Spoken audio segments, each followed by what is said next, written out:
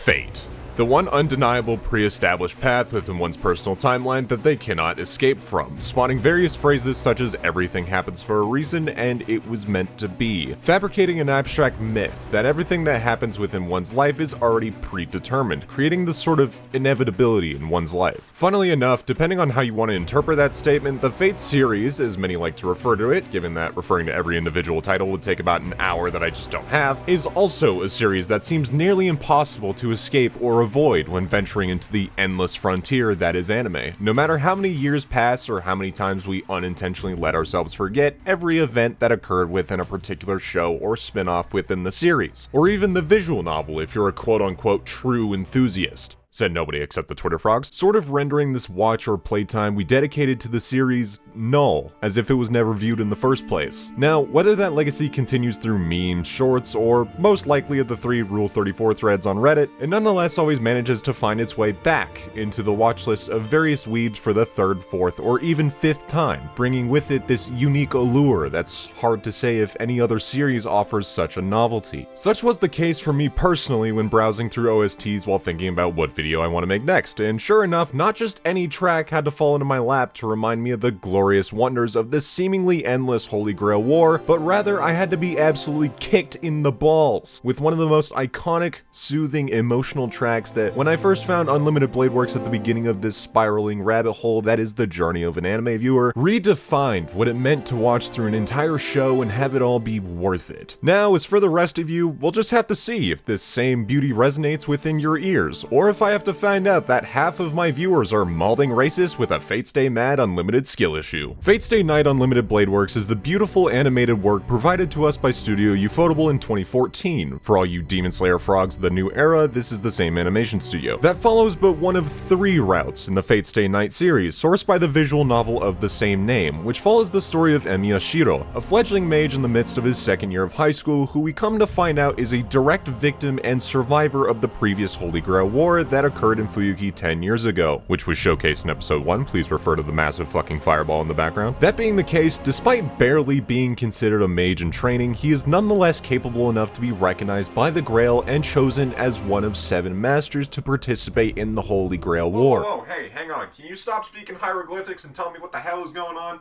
Ah, god damn it. If you already know roughly how the Fate series works, or enough that you can understand what servants and command spells are and don't want to listen to me ramble on about it for a minute or two, whatever the hell this comes out to, you can skip to the timestamp shown on the screen. But for those confused about the general concept of the main Fate series, here's a quick rundown. Giguk, I don't want to fucking hear it. The entire mainstay of the Fate series is all centered around the Holy Grail War, an intense battle known only among active and generational practitioners of magecraft, which of course is designed around the Holy Grail, which in legend is an omnipotent chalice that is able to grant any wish the wielder desires. However, this version of the Grail requires an absurd amount of high-level mana to fill and activate it, leading to a ritual of 7 participating mages fighting to the death until only 1 remains. But of course, the mages themselves are not the ones supplying the Grail with mana, which brings us to the master-servant relationship. Saber, Archer, Lancer, Rider, Caster, Berserker, Assassin. These 7 servant classes are the standing foundation for summoning a mage's own servant, which is a manifestation of a prominent figure in ancient or modern history, typically those regarded as myth or legend, with a few examples being Hercules, Medusa, King Arthur, and so on, and is not restricted by time period or culture, taking legends from Irish folklore, Greek legends, even dating all the way back to ancient Mesopotamia, which existed around 1800 BC, give or take a couple years. And before anyone says some shit like, actually it was 1894 BC, I'm not a history buff, I'm a fictional story enthusiast, deal with it. As for establishing this master-servant relationship I mentioned, this is done through a summoning ritual done through a lengthy incantation and a summoning catalyst, one which links directly to the desired heroic figure in question. However, since servants are spiritual by nature, they require mana supplied by their master, and accompanying this is a binding spell in the form of a mark typically found on a master's left or right hand. This mark, or collection of marks, are what are referred to as command spells, a form of highly crystallized mana that, when used can enable a servant to execute orders that they would otherwise refuse or perform feats that are otherwise considered impossible, such as a spatial warp. With this being the case, mages are only granted 3 command spells, and therefore must use them very sparingly. Now that you know what you need to know there, back to Unlimited Blade Works. Each route within Fate Stay Night all takes place in Fuyuki City 10 years after the 4th Holy Grail War, which is depicted in Fate Zero. However, it is not necessary to watch Fate Zero before the Stay Night series. After that, we have the 3 routes, all following different heroines. The first of which is the Stay Night route, which focuses on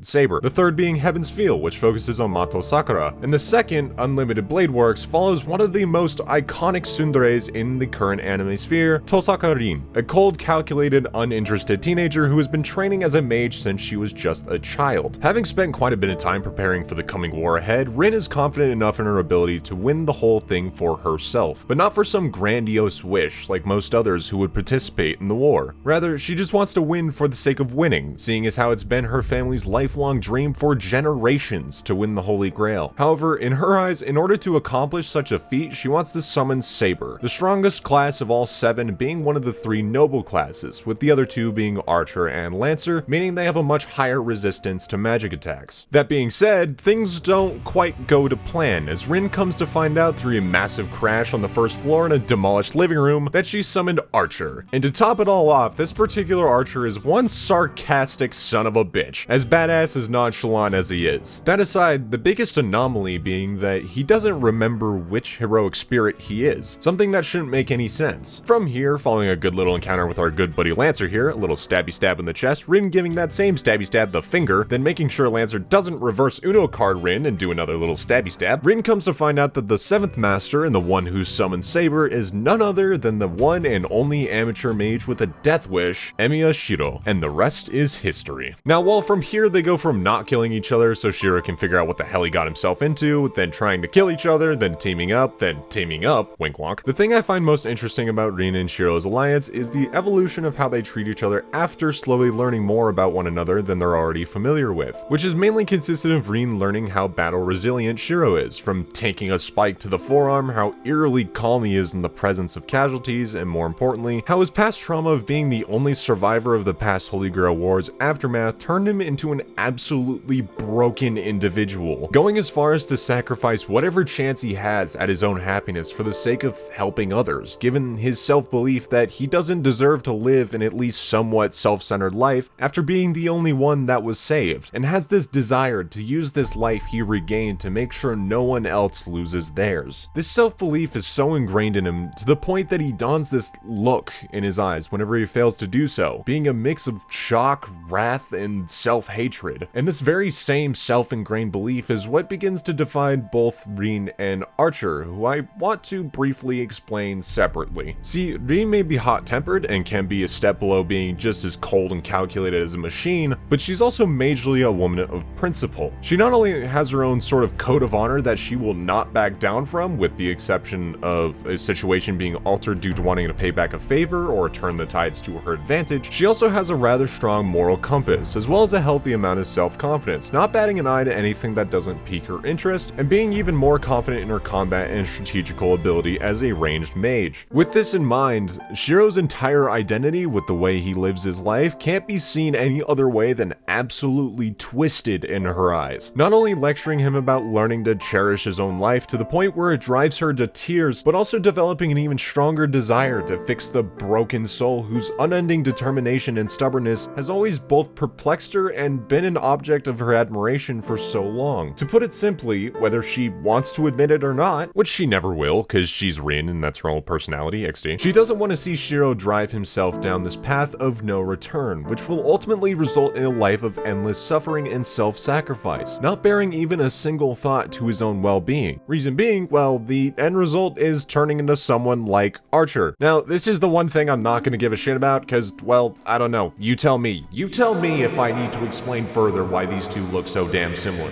Yeah, that's right. I fucking don't. There's a very good reason why Archer hates Shirou so much, and that's due to his own ideology driving him to the point where he ends up accepting that nothing he does will be enough, suffering through the never-ending cycle that is trying to save as many lives as possible, or to put it another way, trying to keep the human race from killing itself. Why do I feel like I've heard that one before? As such, not only does he seek to end the cycle, by cutting the tree from its roots, so to speak, but this is also what makes him so pessimistic, self-centered, and senile, and what manages to segue into multiple arguments about conflicting ideology with not just Shirou, but Saber as well. With Saber being the adorable figure of honor and righteousness you would expect from the King of Knights, and yet at times a completely oblivious existence all the same, such as when Rin and Shirou going at it and she's just sitting there stuffing her face with sandwiches. 何勘違いしてんのよ。私は別にシロを気遣ったわけじゃなくて。協力者が減るのはマイナスだもんな。だから様子を見に来たんだろ? I'm gonna keep it real with you, boss. I could watch this all day. Much of her character and reason for becoming a heroic spirit in the Holy Grail War is to undo a decision she made in the past, which led to her becoming the prominent figure that she is known for in present time, as well as what ultimately led to the demise of her and everyone who followed her. This simple conflict between what she wished for and the fate of her people only antagonizes Archer's own senility, not being able to see eye to eye with someone who would go to such lengths for the sake of herself and her people. Yet, her belief also seems to clash with Archer's seeming lack of concern for anything other than his own benefit, regardless of right and wrong or morally good or bad. What you could identify here is that, while Shirou's way of life is twisted to its core, Archer's extreme lack of interest is just as twisted, almost borderline sociopathic. With that in mind, I suppose the proper question to ask here is, if both versions of this ideal lead to such a twisted outlook on life itself, was Shirou just supposed to be born into the world with a broken sense of self tainted by the events of the previous war, or is it merely just a lack of outside intervention? What if, say, someone was there to set him straight, to make sure he doesn't fall too far down this suicidal rabbit hole that he so desperately wants to chase? If such a future were to pass, if such a fate were to be altered, what would be the outcome to follow? The answer there has to lie in none other than Rin. Think about it this way. Of all the people to enter and remain in his life, no one else has managed to have such a profound impact on the way he sees the world, or take a deeper look into this corrupted, lifelong philosophy of self-sacrifice and desensitization to his own self-preservation. If you put it another way, Rin's the only one that sees Shirou's excessive altruistic desires as some sort of death wish, seeing how he will go as far as to throw himself into the crossfire of a fight he is powerless to defend against, all for the sake of alleviating the imminent danger of a random civilian, an ally, or a friend, giving birth to this desire of making sure that Shirou not only stays alive, but learns to treasure his own life at least just as much as he values the lives of others, even encouraging him to stay out of a fight he can't win, or going as far as to lend him her own power if it means his chances of success increase, if only slightly. But then again, that may have been the whole point.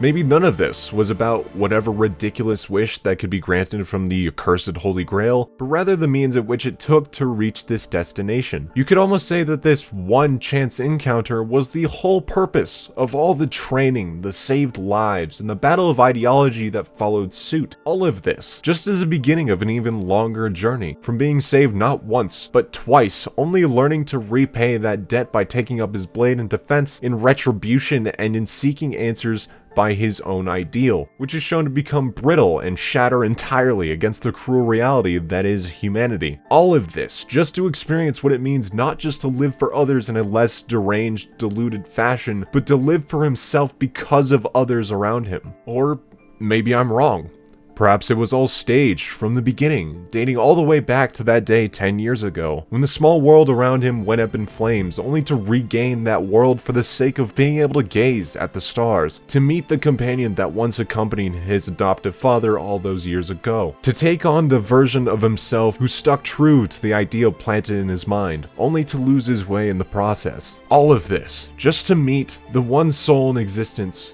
who could cause him to wish something for himself. For all anyone knows, it was all preordained.